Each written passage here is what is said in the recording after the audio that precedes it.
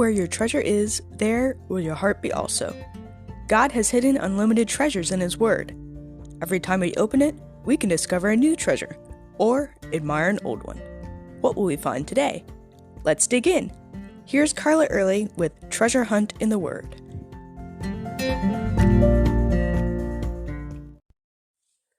Have you noticed the centurions of the New Testament, the ones you'd think would be the bad guys because of them being a leader of the invaders, the Romans, but they're actually portrayed as good?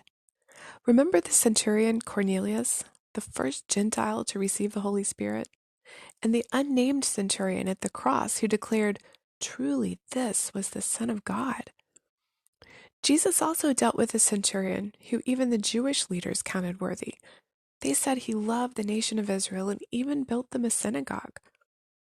As we talked about on our previous podcast, Jesus marveled at this centurion's faith as he asked Jesus to heal his servant with just one word.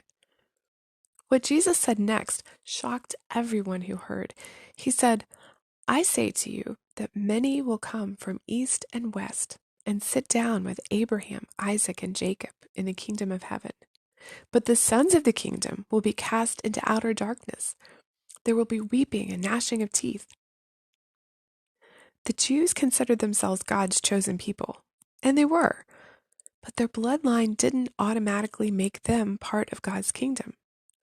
The idea of Gentiles being accepted into God's kingdom, even nice ones like the centurion, was just unheard of. Now, a Gentile could become a proselyte by being circumcised and becoming a Jew, but in general, Gentiles were not to be included in God's kingdom, especially to the exclusion of Jews. As Jesus said in Luke 3:8, "Don't say to yourselves, 'We have Abraham as our father.' For I say to you that God is able to raise up children of Abraham from these stones." The only way Abraham's family could get into God's kingdom is the same way that we all get into God's kingdom, through faith in Jesus. Through Him, anyone, even an outcast like a leper, or a sinner like the tax collector, or an enemy like the centurion, can become part of God's kingdom. Without Jesus, they will be cast into darkness. As Ephesians 2 says, "Once we were all outside of God's covenant, having no hope without God. But in Jesus, those who were once far off have been brought near by the blood of Christ. He has broken down barriers for us. Now we are no longer strangers and outcasts, but citizens of God's kingdom.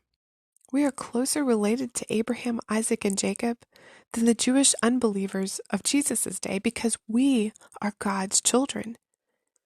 God really does care about outcasts, sinners, and enemies. He reaches out to us and brings us in. Then He invites us to reach out to other outcasts, sinners, and enemies to bring them in. Who can you reach out to today? You can contact us at treasurehuntintheword@gmail.com. Also, if you'd like to share a treasure God has given you by doing an episode, please contact us.